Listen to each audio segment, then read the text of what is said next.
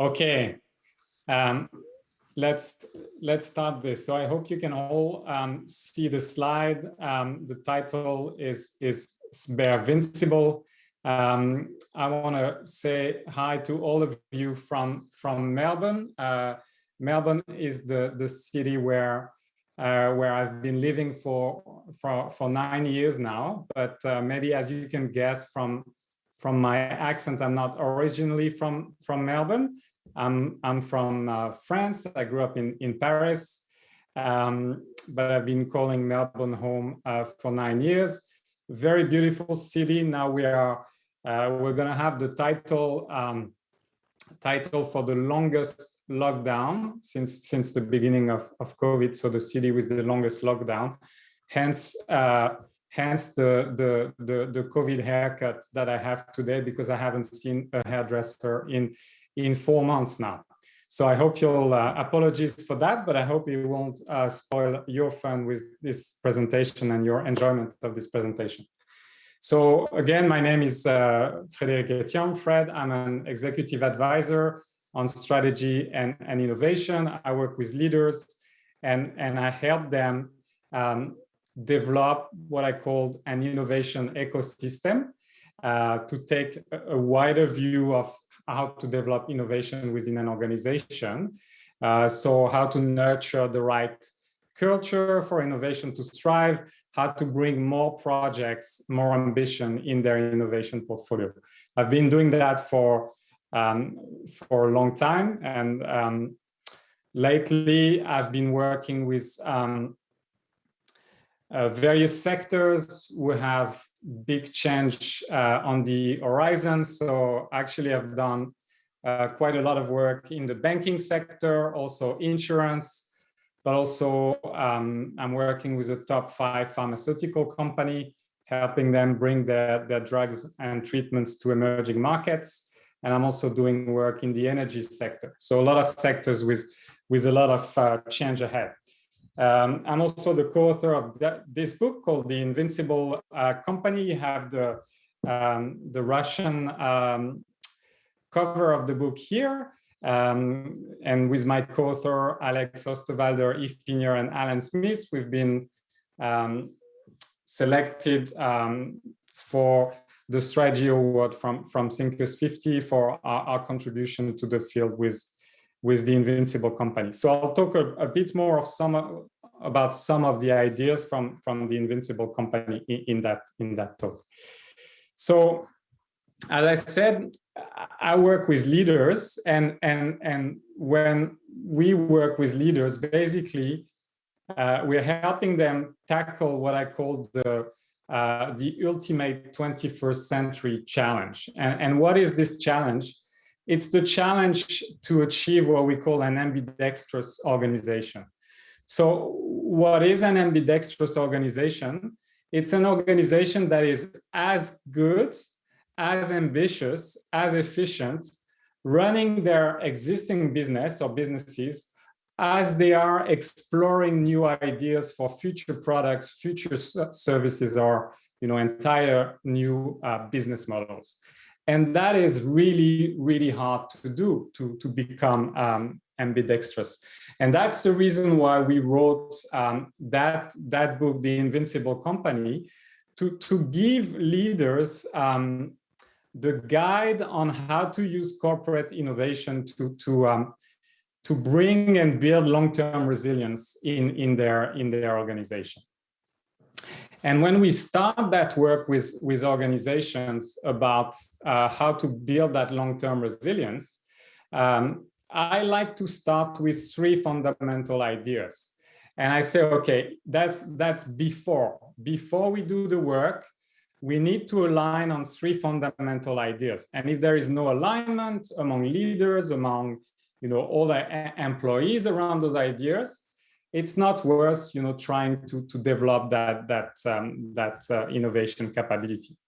So in that talk, I will talk about those 3 fundamental ideas, and I will also talk about the 3 characteristics of an invincible company or resilient company, if you want. And that's more an after. That's what that's what you can notice after the work. So let's start with those three fundamental ideas. And the first one, I want to frame it as a question, is, and I often ask that question to leaders when we start working together, how different do you think innovation is from running your current business?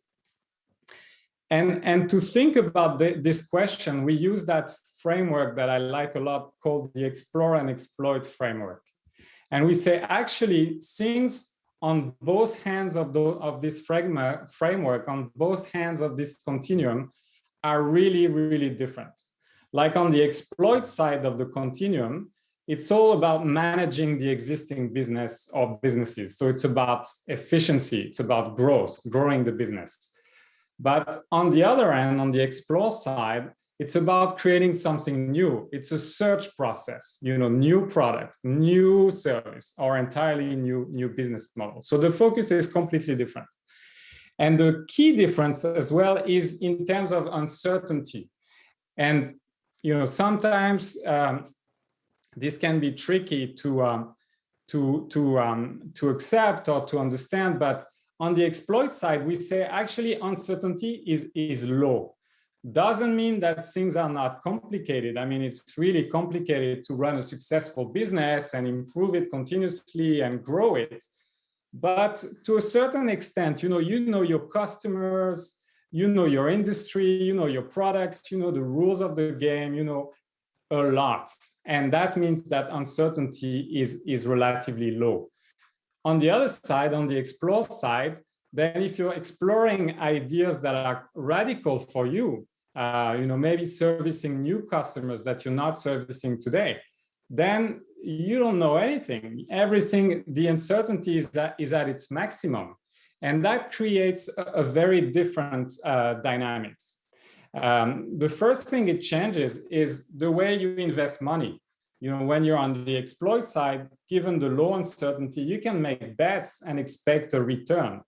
Most listed companies in the world, that's what they do. They announce their future results, and then they're assessed based on their ability to deliver the results that they announced in advance. So you can make safe bets. On the other side, of course, because of the high uncertainty, you cannot make those safe bets. So the way you invest your money is quite different.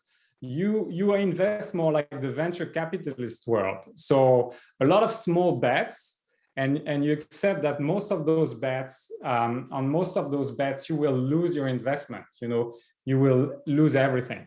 But you're expecting the few outsized winners, the few outliers, with which you will win big, and that will compensate for all the losses on the other ones. The other thing that changes the culture and the process that you use.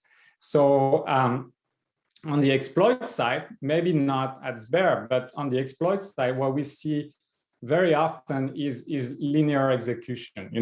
It's the domain of planning and executing. And in that world, failure is to be avoided at all costs, because in that world of low uncertainty, failure can only be the result of poor planning or poor execution, and you want none of that. But on the other side, on the explore side, given the high uncertainty, you cannot plan, you cannot execute. You have to find a different way to know whether that idea for a new product, service, or business has any potential. So you use something that is an iterative approach, and that is based on experimentation. And we'll talk a bit about that. A lot closer actually to the Agile principles that probably most or all of you know. And in that world, failure is quite different. Failure is often required to learn something that is critical for you to have a chance of building that successful product or service. And of course, you need different people and skills. Like on the exploit side, it's the world of managers, leaders, people who can plan, design efficient processes, deliver on time and on budget. That's critical in that world. On the other side, you need explorers. You need people who can deal with the uncertainty, who can see the patterns, who can hear the weak signals, and who can navigate between the big picture of their big idea and then the details, the nitty-gritty details of the next experiment they need to run. So that's the first thing that I discuss with leaders. Be aware that exploration is radically different from exploitation. So if you want to build an innovation capability and you keep your exploitation mindset, the outcome is going to be really disappointing, and probably there will be a lot of pain, a lot of wasted money, effort, energy for very little outcome. So now I was wondering, is that also the case in an organization that has become truly agile? And I think that that's still the case. I mean, even when both worlds, exploitation and exploration, use agile, you still have that radical difference, and we'll explore more of that in that talk. So the second idea, and is that when I work with organizations so they become more innovative, that's how they frame often, what they want. They want to become more innovative. But then we shouldn't use that word like innovative or innovation, because we all put a different meaning behind that word. And most of the conversations can be very, very around innovation. Those conversations can be very confusing.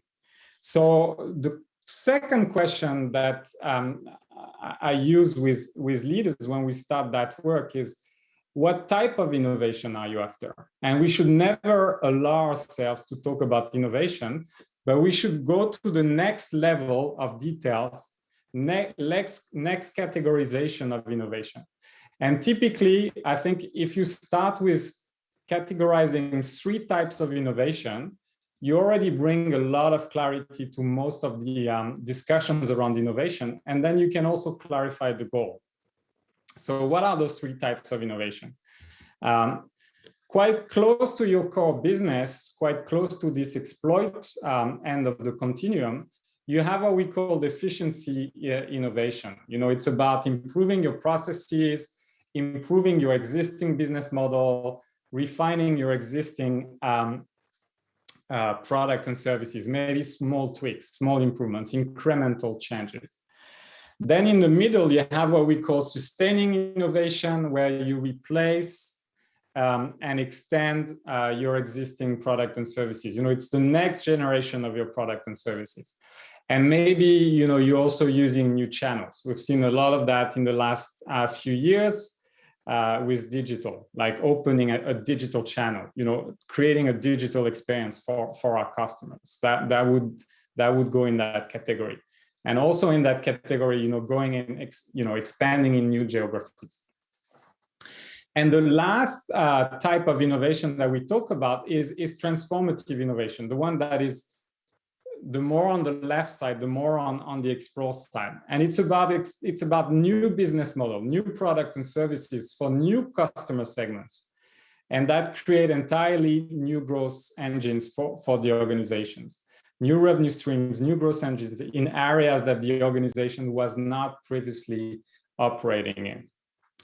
So let me give you an example and see if you can match the example to the type of innovation. So we're going to use Amazon because most people know a little bit about Amazon, so that's easier. So if we think about Amazon and we think about this incredibly innovative thing that they're doing in their warehouse, where they use robots to help warehouse management. So take a minute in your own mind to think about what type of innovation that would be. What type do you think that would be? Would that be efficiency innovation? Would that be sustaining innovation? Would that be transformative innovation?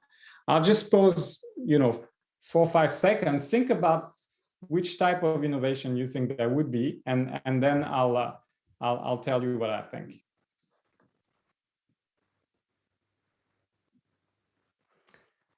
So from our perspective, we think about robots in warehouse as efficiency innovation. Of course, it makes warehouse management more efficient, might reduce cost over time, might enable Amazon to deal with more volume, which over time could also increase revenues and profits. But it's very linked to the existing business model around e-commerce. I mean, if this business model was going down or was disappearing, obviously there's no sign of that, but that's a hypothetical if. That wouldn't change anything. You can put as many robots as you want. Doesn't change the fact that it would be going down. So that's efficiency innovation. It's one type. Second type. What about this? Amazon becoming so good in IT, developing their information technology skills to such a level around, for instance, data center management, etc., and operating an e-commerce business, that they decide to open up that and create a service for other customer segments that they were not servicing before, and create these Amazon Web Services, those cloud services that they offer to new customer segments. So same thing, I'll pause just a couple of seconds. What do you think it would be? Would that be sustaining innovation, or would that be transformative innovation? In your mind, think about that. We see it as transformative innovation, and we see it as transformative innovation because Amazon went to completely different customer segments with a completely different value proposition, and ends up creating another business model that goes next to their e-commerce business model in their portfolio, that creates immense profits for them today. So that would be truly transformative innovation from the definition I shared. And the last type of innovation, I mean, obviously there were only three, so that's the sustaining innovation, and that would be for us something like the Kindle and ebooks. You are an e-commerce platform selling physical books, and suddenly you decide to adapt your offer to the digital world by offering an ebooks reader and offering ebooks. So it's super innovative, and it's creating new revenue streams, but it's still quite close to your original business. So so you can see the three types of innovation here mapped with the Amazon example. The second insight for me would be, okay, be aware of the different types of innovation and the balance of your portfolio. I mean, often when I work in a new organization, we map their portfolio, and very often there can be conflicts between the leadership team and the corporate innovation team. Maybe the outcome from corporate innovation is not at the level that is expected by the leaders. And then we look at the portfolio, and we see actually 90+% of their portfolio is in efficiency innovation. And there's hardly any transformative innovation. I mean, in that case, of course, you're not going to create a lot of new growth if your portfolio is massively geared towards efficiency innovation. So that can also enable, using the three types of innovation, to resolve those kind of conflicts, expectations gap. So in your context, like in the context of an organization that is becoming agile or has become truly agile, I think that also makes sense to try to understand how agile best contribute to each type of innovation. I mean, historically, agile is a natural fit to better execute efficiency innovation, of course. And as you know, Agile, having started in software development and software eating the world, and most products having now a digital component or software. So software development and product development kind of grew together or grew close over time. So Agile has been more and more used in sustaining innovation as well, in innovation focused on product development. And I've seen that it's the case as well in your organization. Now, what I see often is that there is an assumption that Agile will also enable the more transformative innovation. And that's where I see some of the issues sometimes happen in organizations that use Agile, because there's something quite different about transformative innovation. And I want to talk about that now, because that's the third question that typically I get. That's the third fundamental idea I discuss with leaders. And it's about, if I frame it around the question, it would be, okay, how do you get more transformative innovation? If I come back to my example earlier on of an organization that has too much happening in efficiency innovation and not enough in transformative, now that we've made that explicit, how do you rebalance the portfolio towards transformative innovation? And to cover that, I'm looking at time now. Okay, to cover that, I want to share a few ideas with you. So first thing is that what we've noticed and made explicit when we wrote the Invincible Company is that the organization that managed to create that long-term resilience, they have their exploit, what we call their exploit portfolio. They have their existing businesses, and they're working hard to continuously grow them and improve them. But they also have what we call the explore portfolio, where they search for new business, new product, new services. They're inventing something new. And both portfolios are equally important. But things are different in the explore portfolio. The way you manage the explore portfolio is different. And I'll cover some of those differences, because they're important if you want to develop transformative innovation. The first difference is that, we've talked about the level of uncertainty. Transformative innovation, or exploring an idea, feels like this squiggle. It feels messy. You're making 2 steps forward, 3 steps backward. You learn something, you thought your idea was solid, and then you learn something, you have to change it completely. You have to change the channel, you have to change a product feature, et cetera, et cetera.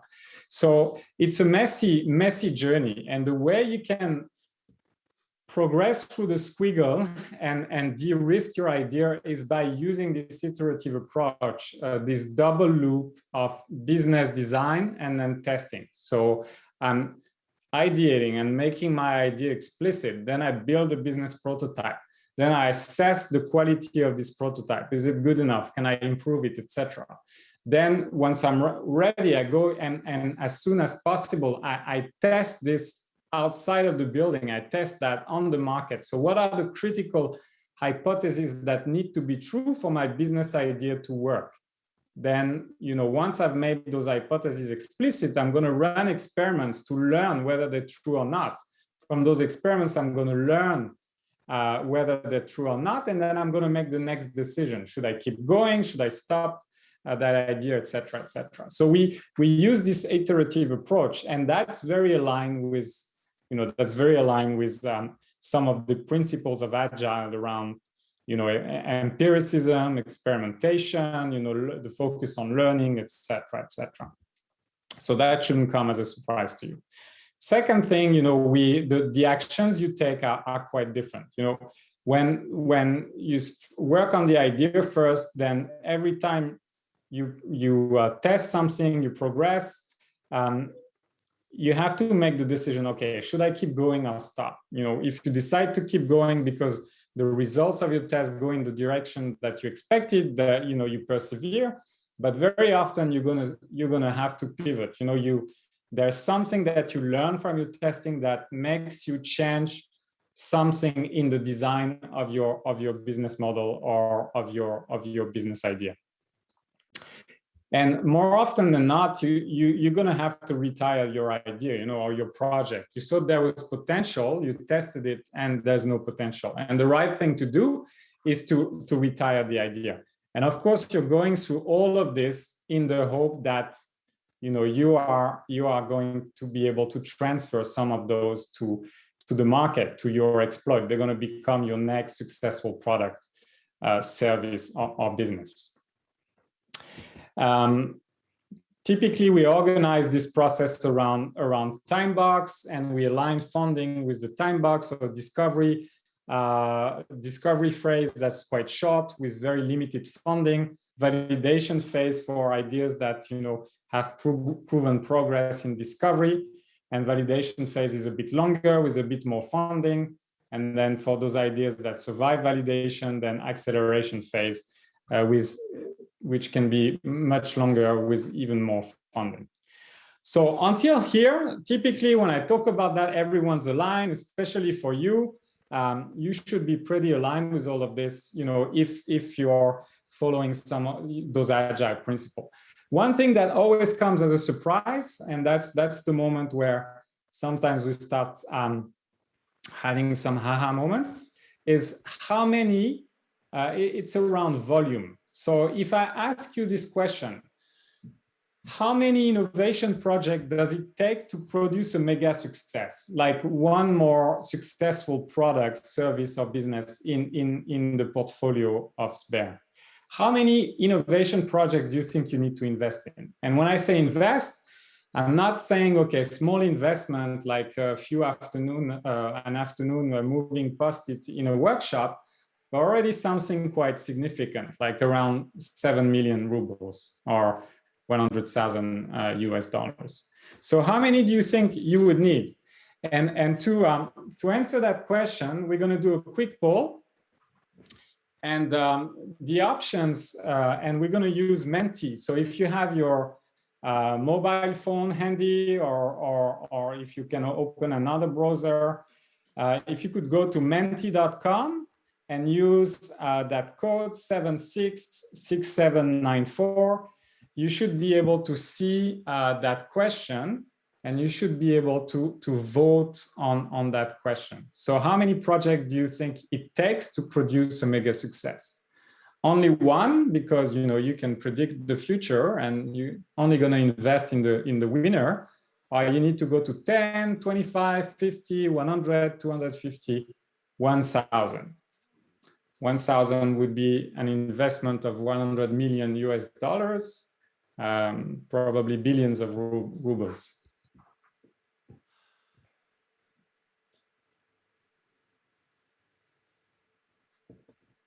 So the first vote is coming through.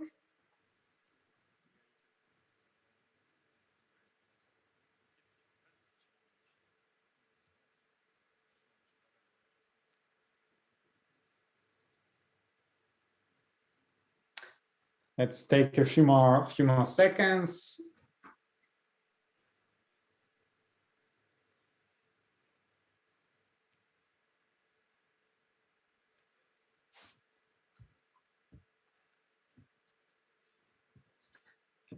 Okay, take maybe 10 more seconds for a few more people to vote if they can, and I'll share how we answer that question.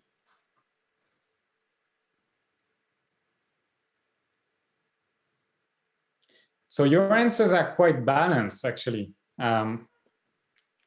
So now let me tell you how we think about the answer to this question. And basically, what we say is that, okay, if you want that mega success, something that is significant enough to be next to some of the products you're exploring in food delivery, in streaming, in some of the areas where you've had some success, we say, okay, you have to explore 250 projects. And I think, yes, some of you had voted that. It was the second most popular answer. And out of those 250, 162 would be total failure, 87 would be somewhat successful, and you would have one big success. Where do those very precise figures come from? They come from the analysis of the venture capital world. And the venture capital world, this company here, Correlation Ventures, shared data about the return on their investment for over a decade. And what we see is that in their investment, 6 times out of 10, they're losing their money. They never recover their investment. But they in this business for the 1 time out of 250, where they have what they call the home run, the investment on which they do more than 50 times their investment. So sometimes when I present that, I hear, okay, that works for the venture capital world, but that doesn't apply at all to the corporate world. I mean, we would get a much higher hit rate. And I tend to disagree with that. And I bring here some yeah, I'll conclude in 1 minute. I'll bring some illustration from Bosch, and what we see, our friends from Bosch, they have many different innovation programs, but they have one around transformative innovation, and they've been kind enough in the Invincible Company to share the data with us around their success rate. And what we see is that in transformative innovation, because their accelerator is for that purpose, they indeed have, you know, a success rate that is lower than 10%. So let me just conclude here about the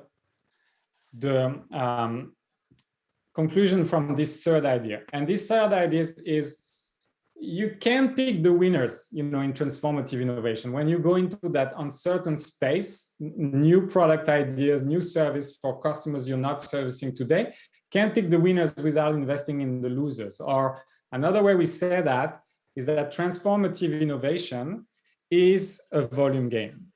And I'll conclude here on this slide here to recap those three ideas. Three ideas that unlock innovation: explore, radically different, and explore. Three types of innovation, and transformative innovation is this volume game. If you're interested in the idea from the Invincible Company, here's the book, and exists in Russian. And yeah, I want to thank you for your time, your attention. And I hope this was useful, and I hope you're going to build the next Invincible Company.